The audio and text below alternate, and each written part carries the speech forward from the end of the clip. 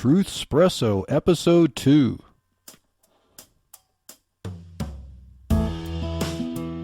Face it, we all would rather sleep in this morning.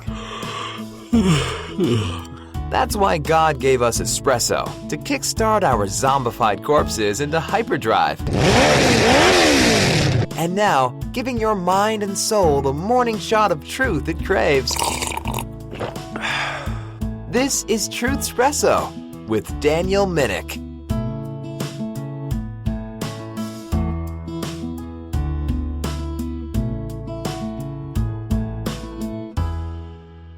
Well, hello again. This is Daniel Minnick.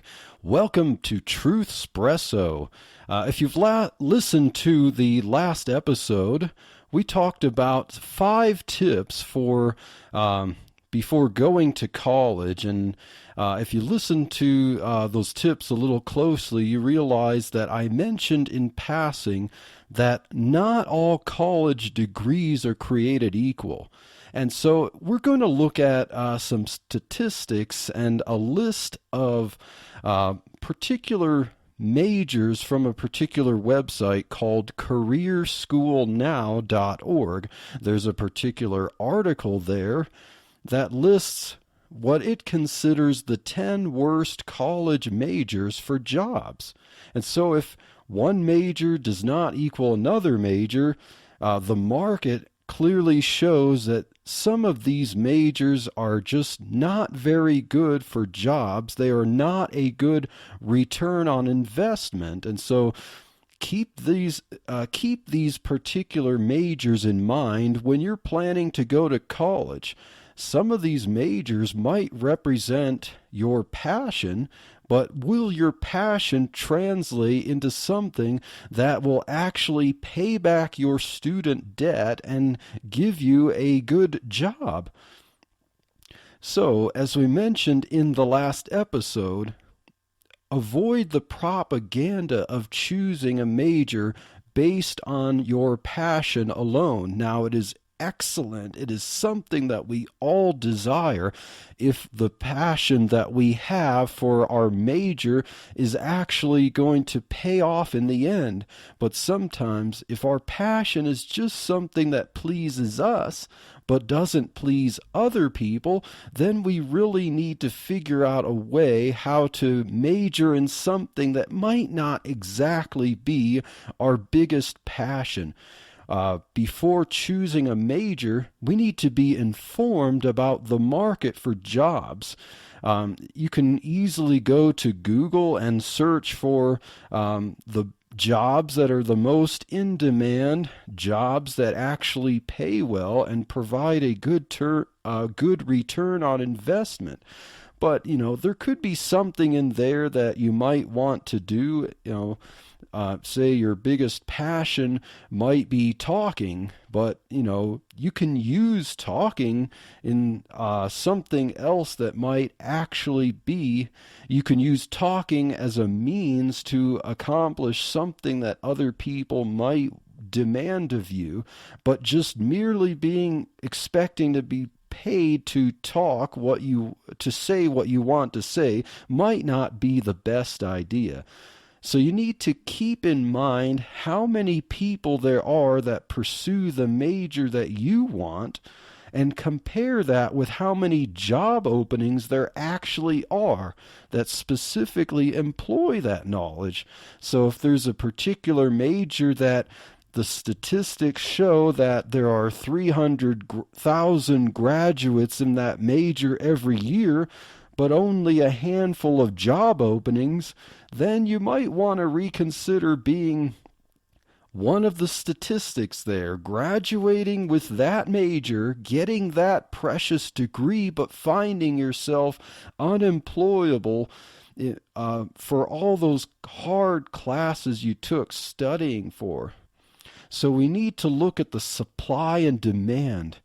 If there is a high supply of graduates in your particular major, and there is a low demand for skills in that major, then you're going to have difficulty finding a related job. If there's a high supply of graduates with that degree and there's a high demand for those skills, then you might have more possibility finding a job, but it might not pay very well. Likewise, if there's a low supply of the degree that you want to get, and there's also not very much demand for the skills that you get achieving that degree, you'd be in the same situation. You might find a job in that area, but it will be a low-paying job. And last but not least, if there's a low supply of graduates with the degree that you're seeking and there's a high demand for skills, then you are going to find that you will be hounded for work. You might have lots of recruiters calling you and telling you that there is an urgent need for your skills, and I want to tell you that is a very good position to be in. So, without further ado, considering these factors, let's go to see the bottom 10, the 10 worst college majors for job that careerschoolnow.org provides us. So, number 10 on the list is social work. Now, social work sounds like one of those things that, you have a very acute understanding of helping people. You feel good about helping others. Now, in fact, there is a very high demand for some of these types of social work.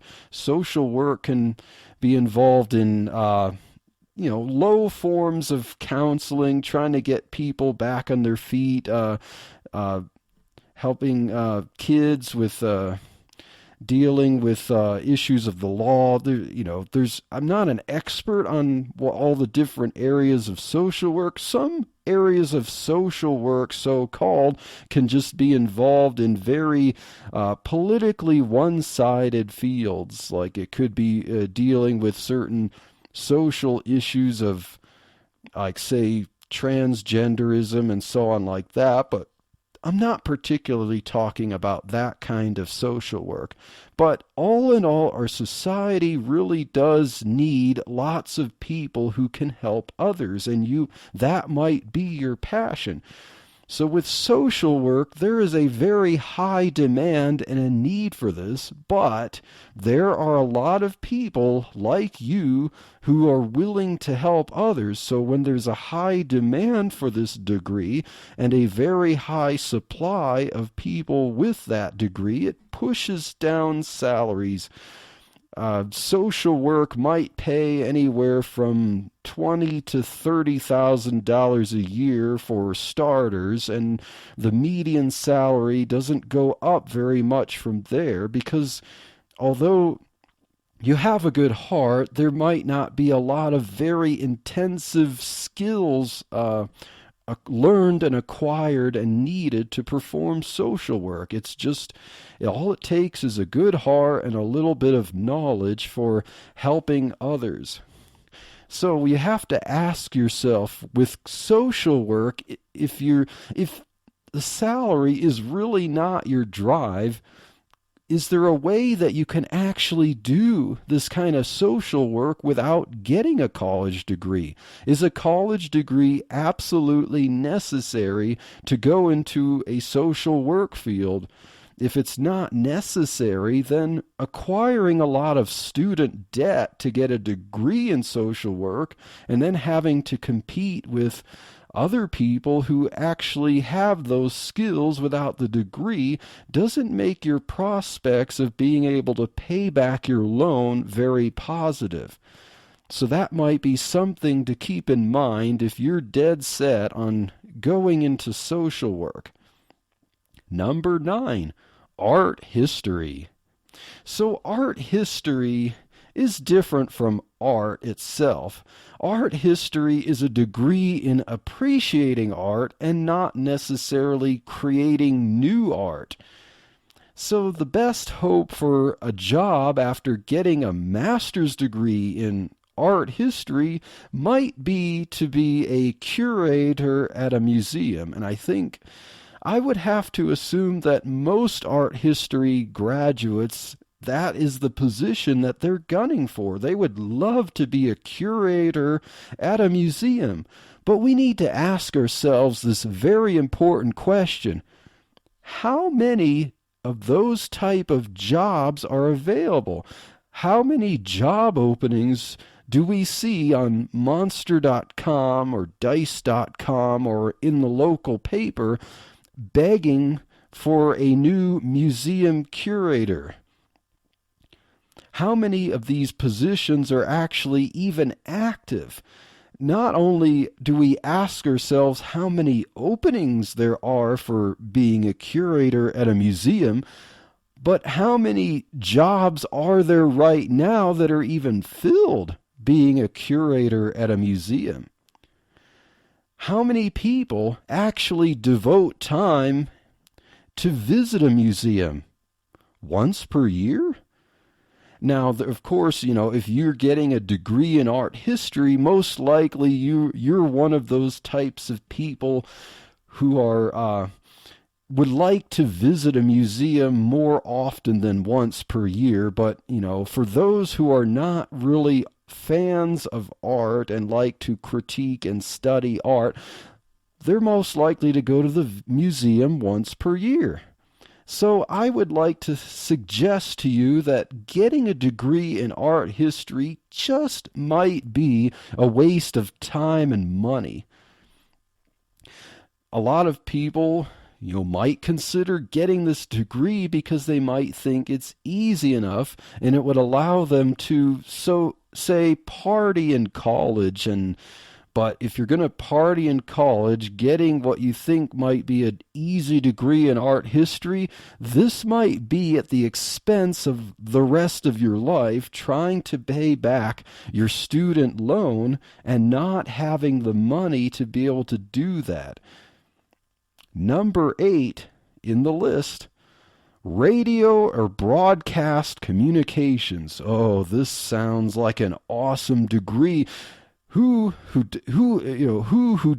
has an excellent voice doesn't want to get into radio? I mean, you build your fan list, you would love to, you listen to the radio and you grow up really wanting to be that person who gets to be heard on the airwaves. So this sounds like a degree that's fun, awesome, and prestigious. Well, think about it. How many of your fellow college students might be getting this degree? Perhaps many?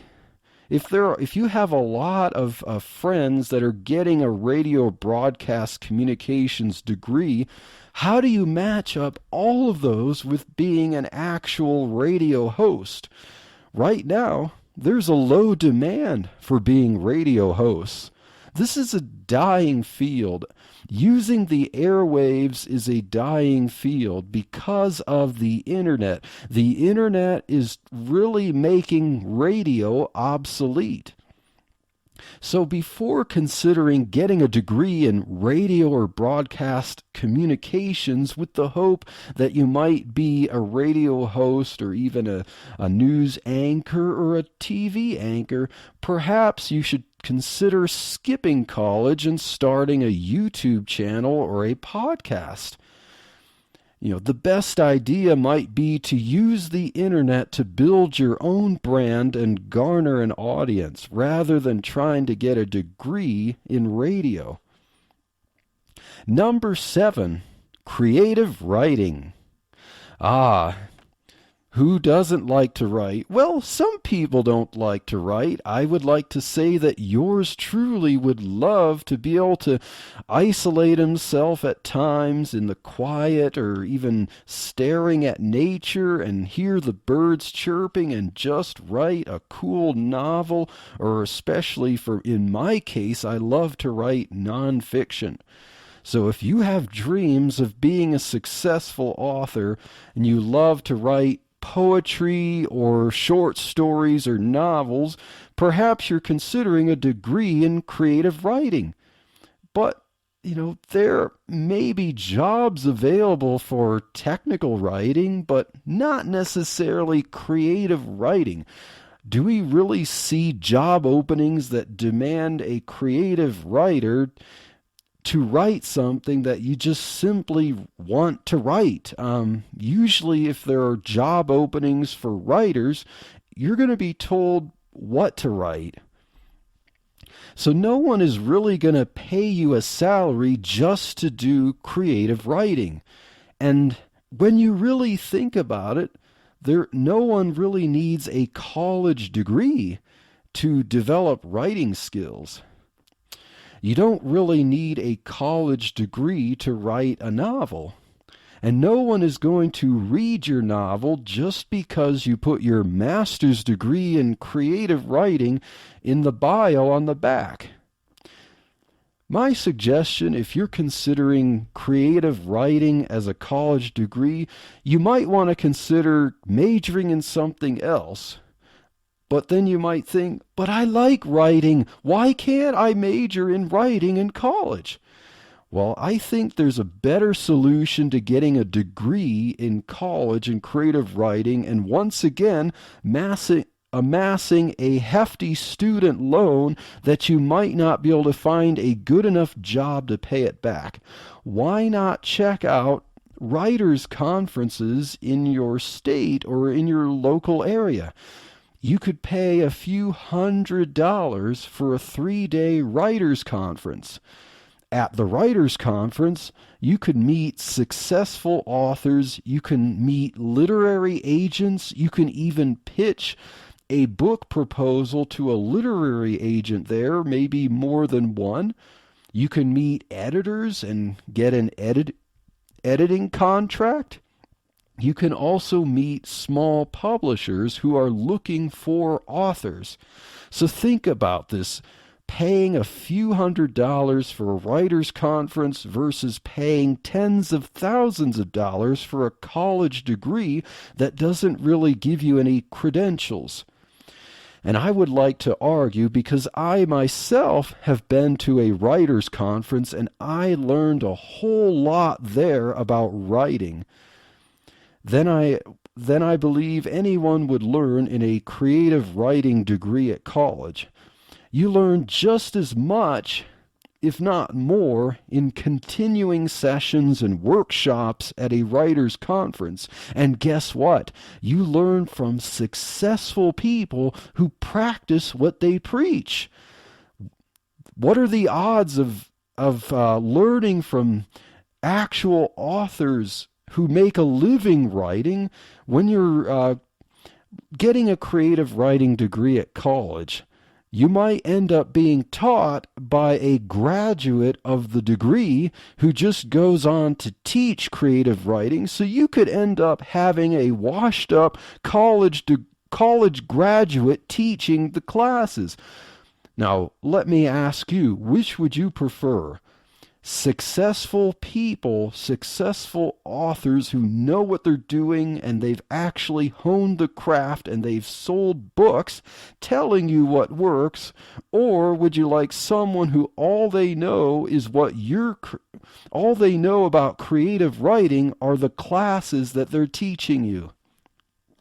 Moving on to number 6, exercise science. Are you health conscious? Well, good for you. Really, that's good for you. Everyone should be health conscious if at all possible. Now let's ask the all-important question. Do you really need a college degree in this? Does it translate into a job? Is anyone going to employ you merely for the knowledge of exercise science? Well, let's think of the possibility of what you might get hired to do. There are jobs available for this type of degree, but it might not exactly be what you're thinking. You could be a sports coach at a high school or college, or you could even go to be a trainer at a gym. But the salary is not really very good for this. So ask yourself the question, do you really need a college degree in exercise science to be a trainer at a gym?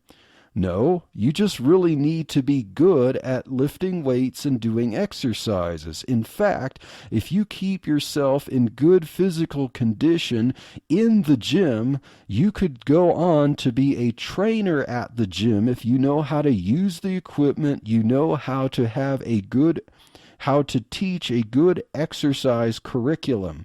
You do not need a degree in exercise science, and you certainly do not need to be paying back the student loan with the low salary you'd get for being a trainer at a gym or being a sports coach at a school. Number 5, music. Let's ask the question again. Does music really need a college degree? I would like to suggest that your ability to succeed in music really depends more on personal talent and practice than it really does actually getting a degree. I would suggest that if you really want to learn how to play an instrument, private lessons in that instrument might be cheaper than going to college. Now, you might say, well, college will get me a degree. Private lessons don't get me a piece of paper with my name on it. Well, do you really need that piece of paper with your name on it? Perhaps, but probably not for a job in music. And private lessons really are, kind of expensive, but they're cheap compared to the expense of going to college.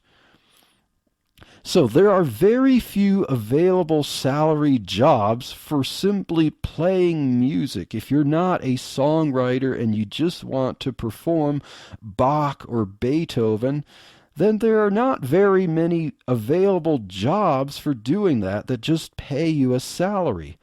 There will certainly be a lot of competition and very little chance of contract with a recording company. Even for songwriters, there's lots of competition, and every songwriter's dream is to land that contract with a big recording company. But that really depends on raw, unadulterated, unique talent, and really does not depend at all on having a degree with your name on it. So what are the best sources of income for being into music? Well, you could teach private lessons, or you can tutor a classroom. You'd probably make more money tutoring your own classroom rather than teaching in a school as part of a school curriculum. You could also provide work-for-hire services for radio or podcast jingles, and I'm going to get into that more in a future episode. But really, it is not entirely necessary to get a college degree to make a career out of music or to build your skills in music. Number 4, liberal arts or humanities. Oh, what's not to like about the noble liberal arts and the noble humanities? It is a very wide range of skills that you dip your toes in. It will make you very well-rounded. You will be a jack of quite a few trades, but, you will actually be a master of very few. So with a liberal arts degree or a humanities degree, you really don't get any specific marketable skill for a specific job. You might make a better barista or a better stock clerk than your companions who don't have a college degree or a degree in liberal arts.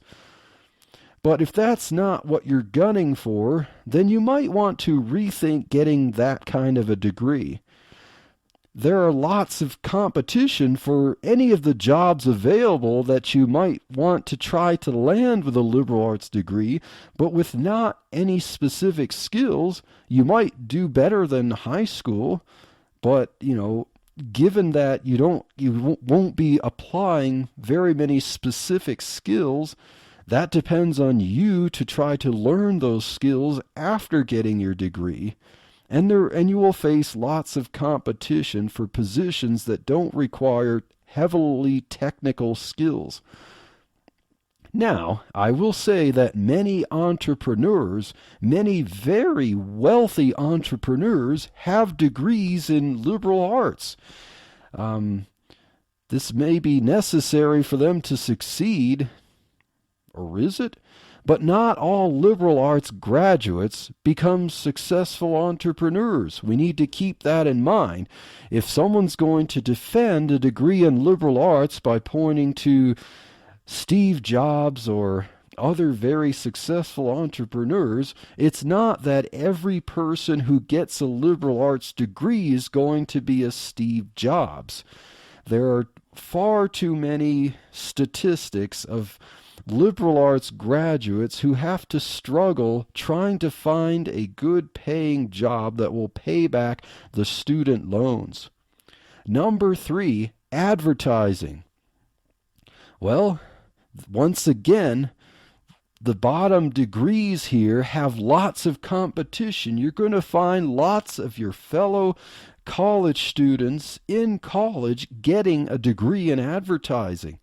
So how do you succeed with this? Well, you certainly need to stand out from the crowd. If you can't figure out how to stand out from the crowd, it's going to be difficult for you to find a job.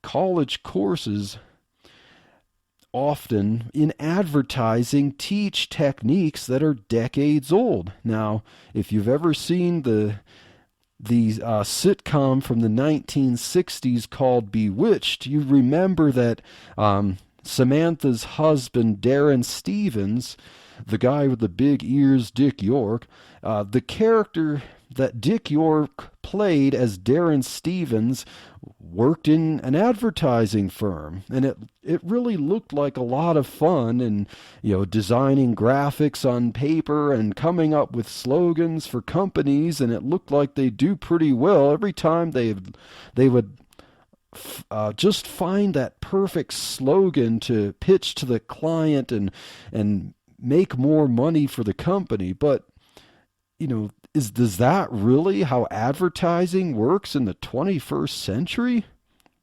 So keep that in mind. Really, if you're determined to get a degree in advertising, you might want to do your research even at the course catalogs of the college and make sure that they're going to teach you techniques that work in the 21st century. Digital marketing would be better training than simply courses designed to make you draw on paper and come up with slogans. Number 2, fine arts, various forms of fine arts.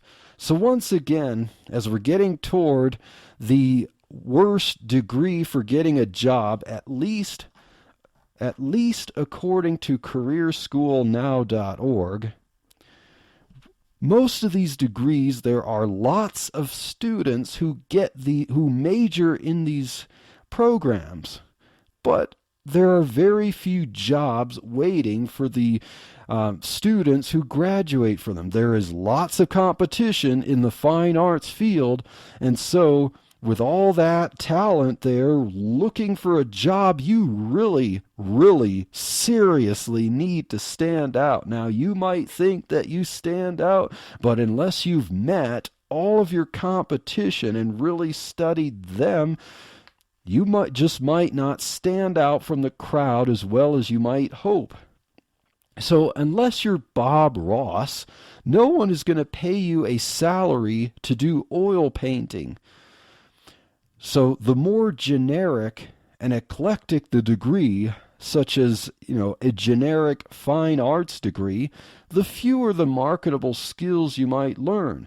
You might appreciate a lot of speeches, a lot of music, a lot of studio arts, but unless you really hone your skills to be very specific and very refined, the fewer marketable skills you have to land a decent job in this field. And once again, for the fine arts, a degree in fine arts cannot replace raw, unique talent. Some people have that talent and don't need a degree. Other people, even getting a degree, it doesn't really help them compete with someone who may not have even graduated high school. So, with a fine arts degree, you might find yourself looking at a local theater for acting positions or other performing positions, and if you land one of these, great, but that's not going to pay you very much. If you have the hopes that getting a fine arts degree will land you a position in Hollywood, well, the odds are, as we say, are not really in your favor. Number 1, and drum roll please, archaeology. Remember Indiana Jones from the 1980s? Anyone who, if you're going to get a degree in archaeology, you need to keep in mind that Indiana Jones is not what archaeology is all about. According to douglasarchaeology.wordpress.com, there are about 300 job openings estimated over the next 10 years for positions in archaeology. Also, according to this website, there are about 92,000 people who hold a degree in archaeology. Now, compared to anthropology, a related field, there are not as many degrees in archaeology as there are in anthropology, but 92,000 degrees is proportionately a lot more than the 300 job openings estimated over the next 10 years. So if you graduate with a degree in archaeology, your chances of landing a position, a job that actually uses what you learn, will not be very good. You could end up teaching archaeology at a university, but remember, there will be a high enough supply of graduates in archaeology and not enough demand to give them all a teaching position. And so if you land such a teaching position, it's still going to be low pay for that position. If you manage to be lucky, like winning the lottery, and end up with an actual job doing archaeology, you'll probably find yourself dusting off old relics and not making much more than you would make teaching archaeology at a university. So this was a list of the top, or really the bottom, majors for jobs according to careerschoolnow.org. Every list of bottom majors is going to vary depending on the website, but the same concept is evidence. If you really think about it, all of these majors are in liberal arts, social sciences, and generalized education. Often these type of things show up. Fine arts, liberal arts, and sometimes, early childhood education is another one that shows up. Just basically general education, something that trains you to teach a general curriculum and not specific skills. But none of these majors in this list, or in really any of the other lists, require high-level knowledge that uses mostly the left hemisphere of the brain. The left hemisphere of the brain is all about concrete analytical skills in math, computation, statistics, or technical design. None of these majors require a lot of use of the left side of your brain, and most of the high-paying jobs that give you a high salary to be an employee utilize the left hemisphere of the brain. Most of these majors use the right hemisphere. And although we need the right hemisphere and the world benefits from a lot of the information and the actual activity from all of these degrees, the world really doesn't need degrees in these majors. So there you have it. The 10 worst college majors for jobs. Stay tuned for a later episode when we're going to talk about the 10 best majors for jobs.